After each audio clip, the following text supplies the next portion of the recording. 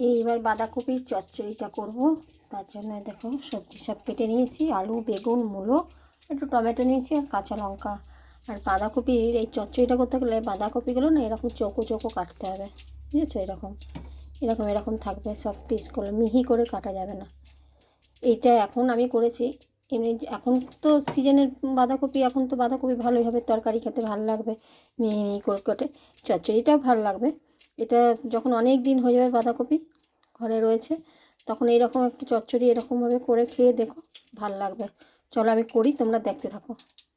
এই তেলের মধ্যে দিয়ে দিলাম একটু পাঁচফোড়ন, একটা শুকনো লঙ্কা, একটা তেজপাতা, এবার দুটো কাঁচা লঙ্কা দিয়ে দিলাম, আর এই কেটে রাখা আলু, বেগুন, মূলো সব একসঙ্গেই ভেজে নেব।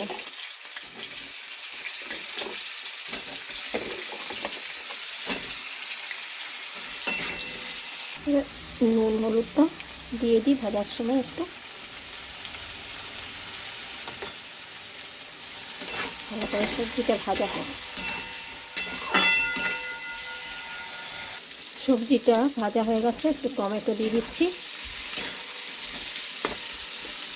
টমেটোটা দিয়ে টমেটোটা গলে যাক, তারপর একটুখানি গুঁড়ো মশলা দেবো, অল্প একটু জিরে গুঁড়ো, একটু হলুদ, নুন, সামান্য একটু রেড চিলি পাউডার দিলাম, আর একটু গুঁড়ের পাউডার দিলাম।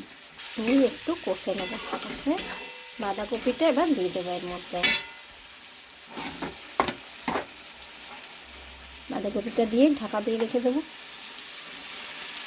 হালকা হালকা করে আঁচে হবে। এবার একটু ঢাকা দিয়ে রেখে দিই। হ্যাঁ, এই দেখো হয়ে গেল আমার, ঢাকা দিয়ে রেখেছিলাম, অল্প জল বেরিয়েছিল, ওতেই সব সিদ্ধ হয়ে গেছে, আর আমার চচ্চড়িও রেডি হয়ে গেছে। এবার নামিয়ে নিই, উপর থেকে একটুখানি ধনেপাতা যদি থাকে দেবো, আর তোমাদের যদি থাকে তো দিও, না হলে না দিলে না হবে। এটাতে সিম দিলেও ভালো হয়।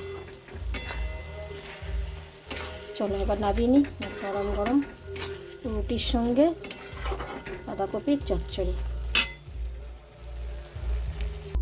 এই দেখো নামিয়ে নিয়েছি, কত সুন্দর দেখতে হয়েছে না চচ্চড়িটা, খুব সুন্দর একটা গন্ধও বেরোচ্ছে, আর একদম গরম গরম।